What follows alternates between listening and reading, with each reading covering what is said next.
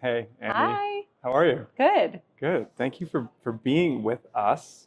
Thank you for being in the Atlassian office. Yeah, Welcome to New York. thank you. We're so glad to be here. So we've come up with this conversation series called Beyond Hybrid because we sort of see this like structured moment of hybrid work to be momentary. Yeah, Like it feels kind of like just a new one size fits all where we just totally. like lopped a couple days off of the office. And like Right, even if people don't show up, which they're not in a lot of instances, right. the culture is still one size fits all, Yep, regardless of how it's executed upon. right. And so we think that's momentary Okay. at Cadence. I personally think that companies that behave like Atlassian will become more average over time. Mm-hmm. And so the idea of this conversation series is just kind of try and look around the corner a little bit Yeah. and determine what's the best, what are some of the best approaches out there.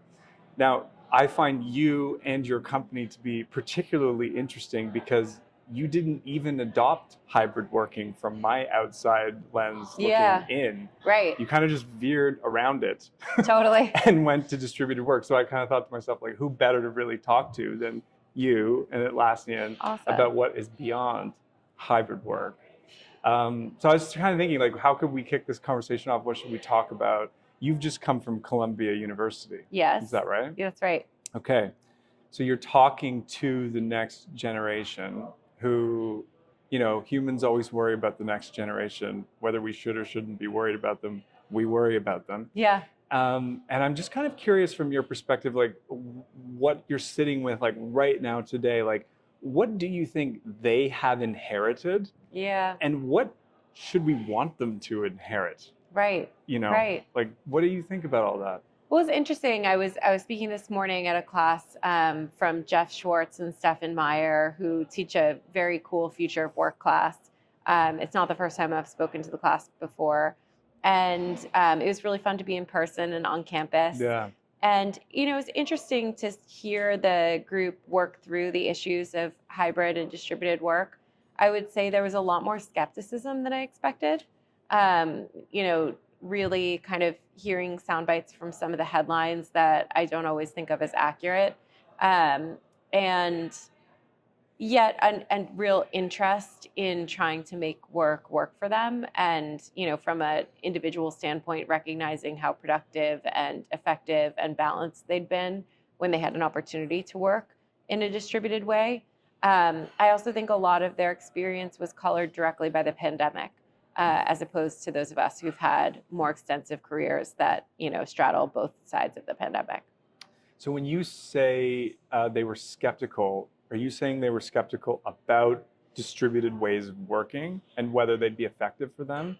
Or Yeah, they am I were sort of, you know, saying some of the headlines, maybe, that distributed working wasn't as productive, but then when pressed, why they were saying that, couldn't really share any further. Or Oh, so sorry if I'm hearing you right. It's like they believed it to be solid and that the press was kind of chewing it up and they couldn't grab onto any legitimacy behind why it doesn't work?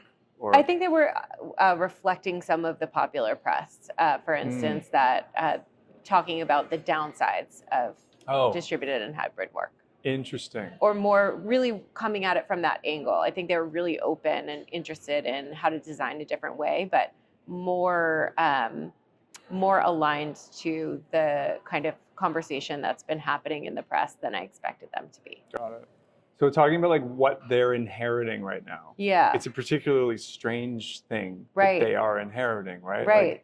Like if they've not come into the workforce yet, it'll be different than it was before. If some of them ushered their way in Right. partway through, it's a completely different experience and a culture of almost chaos and trying to figure out how to create some semblance of a new way of working, which doesn't really look a lot like the bleeding edge of it over Right. at Atlassian. Yeah. So like, what do you think they're inheriting right now?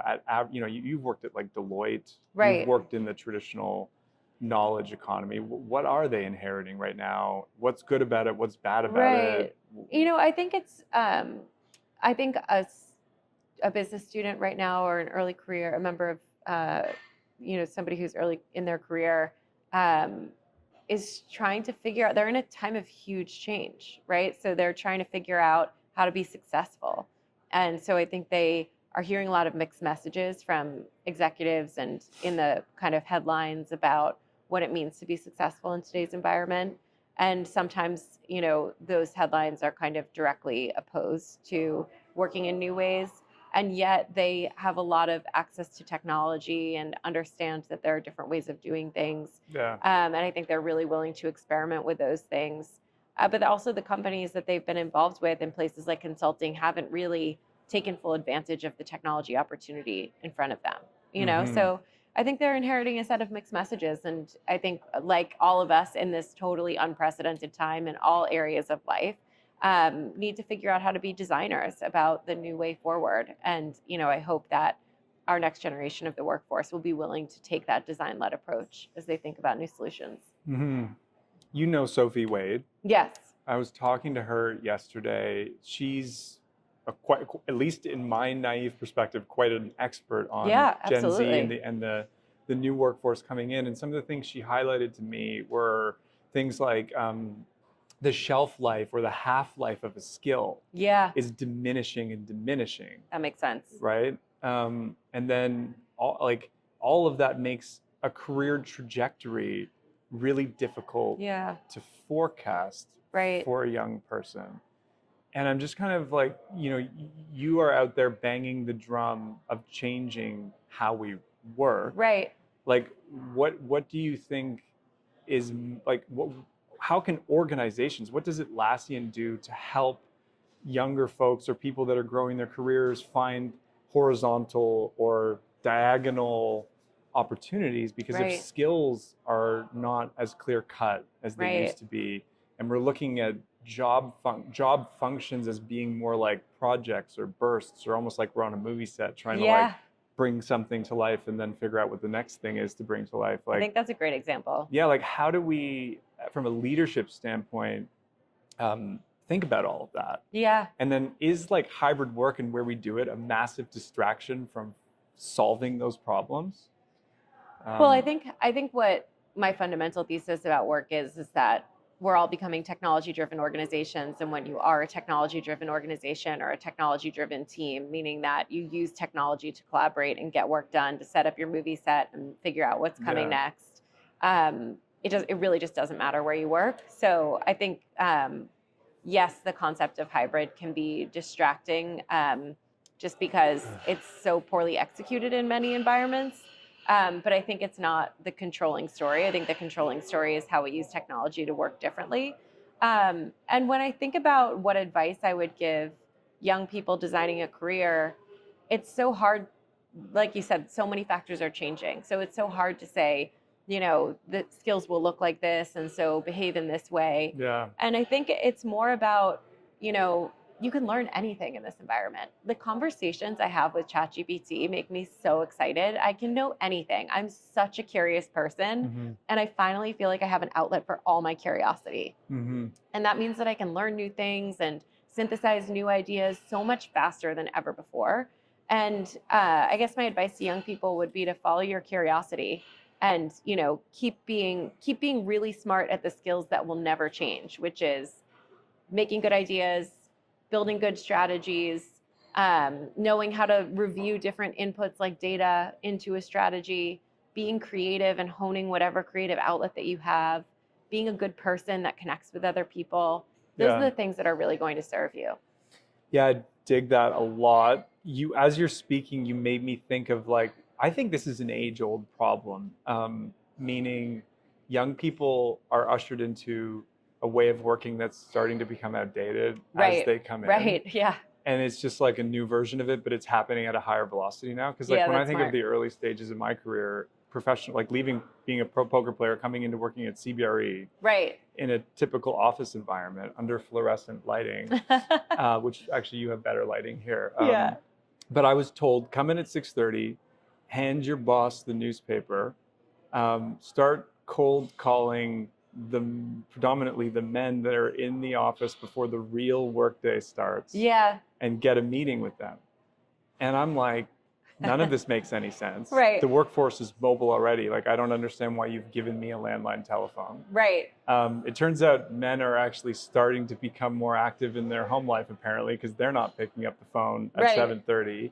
And I can't see how my physical presence and showing that I have a pulse in this office is supposed to give me a promotion. And yet that's actually a lot of how it worked. So Right. what did I do? I stopped cold calling and went all in on like events and in-person stuff. Smart. And then spent more time building my brand online and connecting with people on LinkedIn and building a sort of sales channel that way. Right. So that was like 2010, 12 to sort of pre-COVID was a lot of the dynamic of what I experienced. Right. And now I think young people are kind of coming in and having the same issues. Right. But I think what I hear from you when you explain what they should be thinking about is just go and solve the problems for the older people that don't get it. Yeah. And then carve your path by solving the problems for them in a new way. Like, Right. Does that make sense? Or? Yeah, I think it does. And I think, in your example, what sticks with me is that the core principles of what you were told and what you did are the same, which is connect with people Yeah. and build relationships. Yeah. But you figured out how to do it differently and way more effectively Yeah. than had been instructed to you. And I think that's a reminder that as leaders, we always want to lead with the why as we're getting, because we might get shown a better way of doing things. Yeah. And, I think that when young people are trying to find their path about, how they're going to be successful, I do think that becoming an expert, getting really knowledgeable about an area, solving the problems for your boss, is always a way to advance and a way to learn. And personally, I've always chosen my jobs based on what I'm interested in and what drives me, my curiosity, and what I thought I could learn. And I think if you end up choosing those two things, you'll never choose badly, Yeah. I'm particularly interested in this idea of apprenticeship or osmosis learning in a more remote or distributed environment. Right. Because, you hear people make these assertions that things are getting lost as a result of not doing what we're doing right now with a high level of frequency. Right. But an example that I have currently, on my way out the door at CBRE, I started working on a deal with a transaction manager that I'd never done any in-person work with. Yep. And we were working on helping, a company execute a lease. And she told me that I had trained her and helped her more in a fully virtual capacity than she'd learned in the office from anyone in the 2 years that she'd been there. Now, I'm not trying to pat myself on the back, although pound back Gold me. star. You get one. Yeah. But that shows me that clearly our definition of apprenticeship can be liberal. Right. So what is your take on some of the best ways to provide apprenticeship and learning to younger folks in an environment where we're not spending as much time together in person? I think that the opportunity for learning has never been bigger. You can ask AI anything. I know this sounds like such a cop-out, but it's just the conversations and information and feedback I'm getting from AI is so personalized and so rich that it just feels like such an amazing coach. And I know that not every, for instance, I always tell this story to my org about how to orient yourself towards the business outcomes. So when I was a young attorney, we had to do diligence all the time. I was a real estate attorney and we represented lenders. Mm-hmm. And so we had to get clear for the lenders on the value of their portfolio, right? As they were, they had the lawyers do that diligence for them. Yeah. And one of the things that we had to do in pursuit of that answer was to do what we called rent reviews. So you would take these leases or lease reviews, you would get put on your desk hundreds and hundreds of pages of leases that you would have to then review for key provisions and key information that would help you understand the health of those leases across, a shopping mall or whatever it might be. Which massively impacts the value of the asset and whatever, right? Yeah. Now you could probably do this all with AI in 1 second, but that's neither here nor there.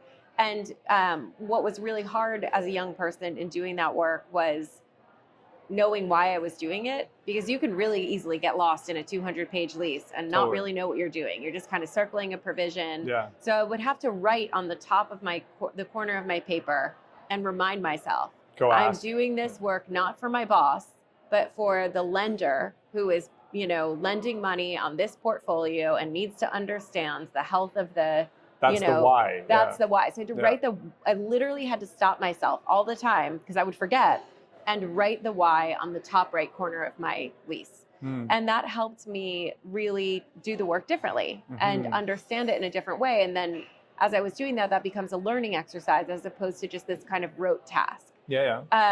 And I think that, you could ask AI that any second. It took me a while to acquire that information, to figure out who I was doing this for and why, to get somebody to really articulate the why. Now, if I'm doing a new task, I can just ask AI, like, I'm a junior associate doing a lease review for my client. Why am I doing this? And it would tell me immediately, here's this type of thing, is this the right answer or not? You know what I mean? It's just, the opportunity for learning is so deep. So you're kind of actually saying you've got your own AI assistant It is to be insane. your apprenticeship. It's you insane. can get it. Yeah. Now, even if I have a conversation with my friend, then I ask AI, like, it's a difficult conversation. And I relay, the conversation that I had. And AI will tell me, what my strengths and weaknesses were. I can ask it. I always think it's funny what pronoun I select. Yeah. If I were to have followed your advice and, shown up differently, how would my behavior and language have changed? And then it gives me exactly the example so I know what good looks like.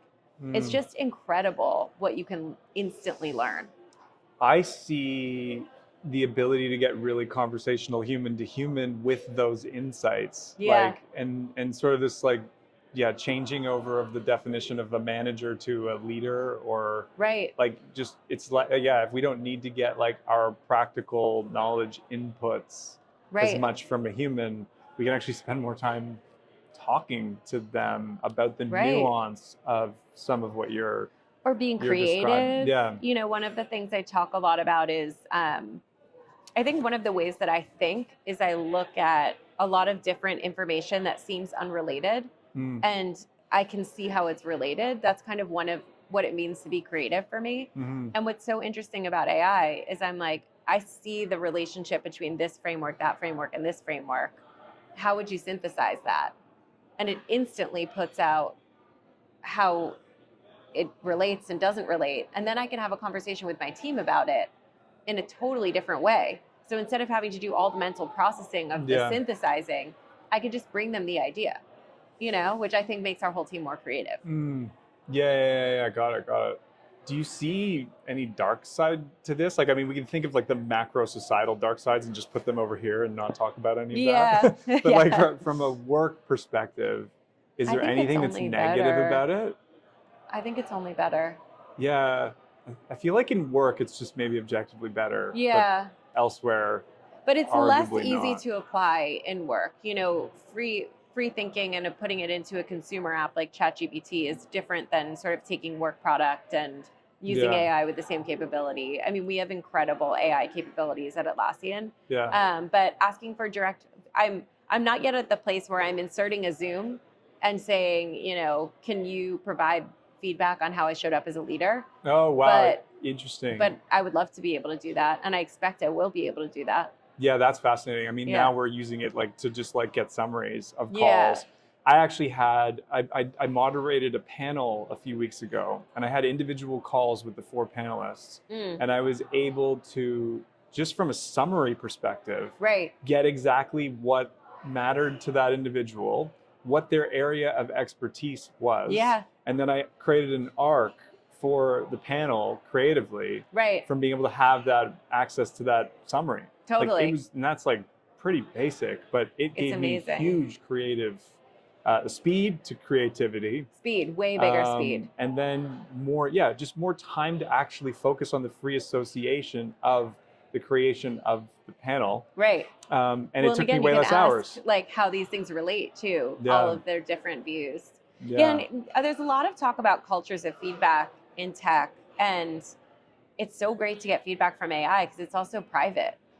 You know what I mean? You can kind of get even a more in-depth and thoughtful, you can ask all the questions that you want, and then you can have a really informed conversation with your manager. Hey, does this seem like the right growth areas for me? Because you're already so informed. So I'm listening to you and going like, you're the kind of leader that we need to clone with AI. Because I don't feel like most younger folks are actually going to get that kind of person on the other side of the like rocket booster of AI. Yeah. But just to like pivot on this slightly, some of the negative criticism you'll hear about either remote and flexible working or all of these digital innovations Right. is that it's like removing friction from our lives. Right. And do you follow Scott Galloway? Yes. Okay. Do you have a personal opinion on Scott Galloway? I really one way like or his the other? ideas. I think he's really smart. Okay, cool. We partner with him at Atlassian. Great. Okay. Well, I think he's also very brilliant. Yeah. I think sometimes also he says some things to be provocative Totally. and totally knows that that's what he's doing. But what I'm really curious about, and I don't want to go down like a male masculinity rabbit hole or anything, Yeah. but he'll talk broadly about how important it is for young people to get out of their house, Yeah. go physically to work, Yep. have more, face all of the friction and tension in life that you face when you get out into the world. Right. Have more opportunities to maybe meet other people, particularly mates, blah, blah, blah. Right. And then he'll correlate the fact that that's not happening as much to like systemic upheaval in society, like, and particularly again in that male context, not to go there. Right. But I'm kind of curious, like, what do you think about some of the frictions that have been removed from our Right. lives, particularly in both areas, like not having to physically go to work as much and all of what you've just discussed about speed and agility to getting all of this access to information? Like, that's sort of what I mean when I say, like, is there any dark side to any of this Right. stuff? Where is there legitimacy in those arguments? Well, Where I do you think- see it being? Yeah. I think it's interesting as a mother of young boys, what Scott Galloway talks about. And I think he's coming from a particular place, which is that, I'm paraphrasing, so I apologize if I'm not getting this right. Yeah. But from what I understand, his view is that a lot of young men actually opt out of a lot of the friction of kind of being alive, being a connected person. They're playing video games, they're kind of checking out on technology, and therefore they lack some of the skills to navigate personal relationships, develop into a healthy family, take on, the role of a caregiver as they get to that life stage. And I think that is a really meaningful and important story to be telling, how we grow and support our boys. And I do think that forcing boys to get out into the world and, get dressed and be part of a community is a really great set of frictions for young boys to have. I would say the story for girls tends to be a little bit different in that, girls tend to really easily engage with the community. And when it gets to the sort of more challenging life stage for women, it's really more around caregiving. Yeah. And women desperately need less friction in their lives so that they can pursue their obligations as a parent and also continue to pursue the economically, professionally, and spiritually enriching process of having a career. So I think they're kind of like two different storylines that intersect in different ways, and both are really accurate. But I don't think that a tool that makes people more informed and better able to engage their curiosity is a bad thing. No, for sure. But so maybe more on the where part in this context, right? So you bring up the notion of community. Yep. I've actually found through more flexible working, I engage more with my community. Yeah. I don't know whether I'm unique in that regard or I'm not. Right. But I think my question to you would be like, how can we broaden the definition of, like, say, we're using young men as the example here, but it could be wider than that, away from the idea of like having to physically come here. Right. To be engaged productively. Not that this is a bad idea to be engaged productively here, but can we widen that lens? Yeah. Because you don't tend to hear a lot of that as part of the narrative around like what we're needing to get back to. Like, like COVID got us separated all from one another. Right. Like how do we redefine it, I guess, is my question. I think the office community is a really important community. I think work communities are a really defining part of many people's lives. And I think what COVID has shown us and the opportunity for flexible working reinforces is the idea that it's not the it's not just the work community that matters, which I think had been one of the myths of particularly American life over the past 15 or so years. Yeah. And my hope is that people have an opportunity to be more connected to their local communities, including their family community. Mm-hmm. I think a big story for a lot of executives who have graduated out of the workforce in the past 10 years would say that a big mistake was not spending more time with their family. And Mm-hmm. I hope that's a different story for this next generation because they've had a different access to home. I'll share a personal story with you. Yeah, please. Having moved to like really not even a secondary market, but a tertiary market in the world, Prince Edward Island, and being a flexible worker, I've ended up doing things like waiting with my neighbor's kids at the bus in the morning while they go and be a nurse at the hospital. Right. Or take their child to swimming at 3:30 because they've got a boss that's just inflexible. Right. And will not actually afford them that flexibility, even though it's warranted and whatever. Right. So that's been a really, eye-opening example for me personally. Yeah. To like, basically take my flexible opportunity and serve the community in it's a meaningful way when you think about it. Like, right.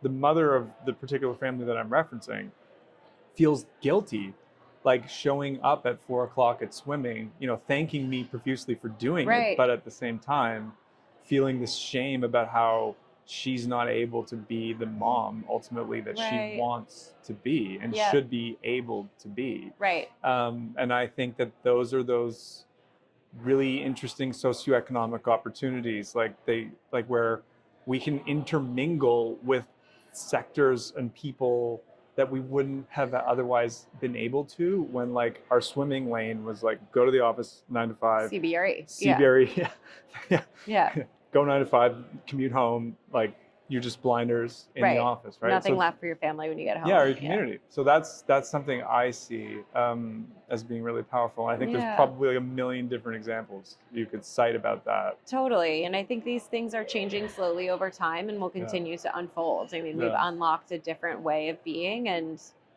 that will just continue to grow. Yeah. Okay.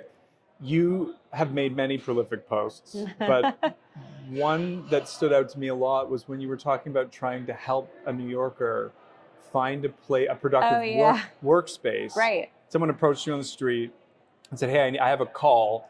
Where can I take this Frantically call?" with his laptop and his kind of his charger. And so you're like, I don't know how to enable this person to be productive. Right.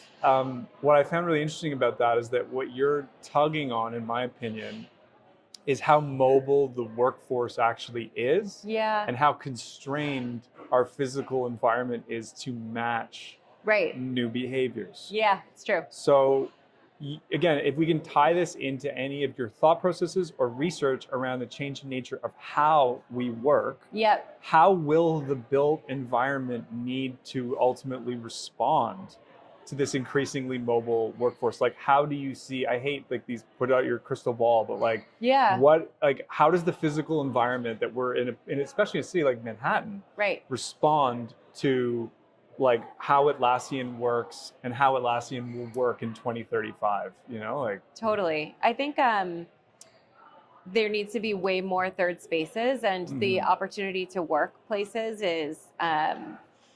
should be part of all community design. But it's interesting because the places we have today are just insufficient. So I live in Soho. This is probably a 40-minute walk for me. And I come here frequently, but I also would love to have a place outside of my home that's near to my home. And so I've been spending a lot of time looking at what the opportunities are around my home. And I've been popping into a WeWork space. I've been looking at other things. But the thing is that even those, the product is not good because we've done so much thinking as a company about what a new office needs to look like. And basically you need to facilitate different types of work, like deeply focused individual work, team-based focused work, and everything needs to be scaffolded by private individual call spaces. So you really don't need meeting rooms in the same way that you needed but you do need places for people to duck in and Distributed teams, right? That exactly. and clients and whatever. I love that term. The scaffolding is actually individual private spaces It for the is. future office. So fascinating. And I think it's kind of a ratio. It's almost you need one private individual call space to 10 people. One individual call space to 10 people, so 1 to 10 ratio, 10 people to that one space. So and right now I think almost no one has that level of ratio. That's way higher. And you know, we tend to allocate to bigger meeting rooms and things like that. So you go to WeWork and they have like one what I call a call coffin, which is just I've seen these things, it's like totally not ergonomic. It's meant for a 15-minute phone call. Yeah. And then you have one reservable 4-person meeting room that really is only big enough for 2 people. And it's just the basis of how work gets done is work on the computer and video calls, and the spaces don't support that. And then I go sometimes on the weekend, I like to do kind of like thinking work by myself, but I want to get out of my space. So I'll go to the Rose Reading Room, which is part of the New York Public Library. It's one of the most beautiful spaces in the world. And it's so interesting to go there and just see who's there and what people are doing. Obviously, no call space is available, and that kind of it's your classic library setting. But so completely full to the brim. So there's just like more need for these. That's wild when you really spaces. Think about it, right? Like these well thought out communal spaces that are quite inclusive as well. In their orientation and their understanding in the local community. They're full. They're full. Okay, so Annie, if you could put your workplace leader, workplace experience, facilities operator hat on for a moment. Yeah. If you could think of like what they've been tasked to do since COVID, circa 20, since we kind of maybe returned, circa 2022 to 2024, like what will be different about what will continually be asked of them to really bring the workplace to life? 2025 going forward, like what do you think matters most in that seed? It's a good question. And honestly, we're still getting really clear on this right now, but I would say it's that offices are event driven, hospitality led, and evaluated by metrics, which were largely untrue pre-pandemic. So I think a lot of the it was like we always had good design, we always had good facilities management, we always had a good program for identifying and building out things, but offices, but attendance was mandatory. And, we also had a team that made the office cool, and that was important. It was a bunch of programs, but those programs were largely unmeasured. This is kind of the massages in the office type thing. Yeah. And I think all of that needs to shift. So offices need to be designed and managed on a metrics basis. How many people are coming in from where? What does it cost to operate the office? What does occupancy look like? And then what we are finding is that in an office environment that's much more optional, people come in with a higher degree of intentionality. So they come in with a group of 5 people, they come in with their team of 10 people, and really everything becomes an event. And that requires sort of event management and the right services to facilitate a good event, a good intentional experience. And then the rest of the people that are coming in are more like members to a community space. And so there really needs to be a sense of hospitality, welcoming people, integrating them into the space. It's much more common now that people go to the worldwide portfolio of offices as opposed to just the home office. And so I think those 3 competencies are really the core of what it means to operate an office today. That was epic.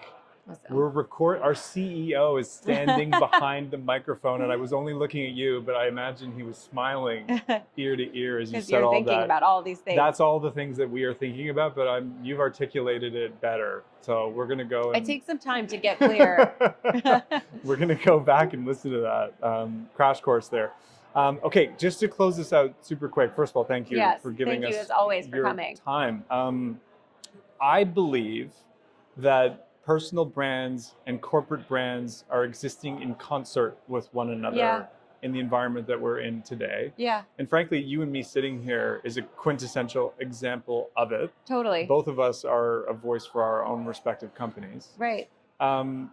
you have done a better job than I think anyone in our space at building you. a personal brand.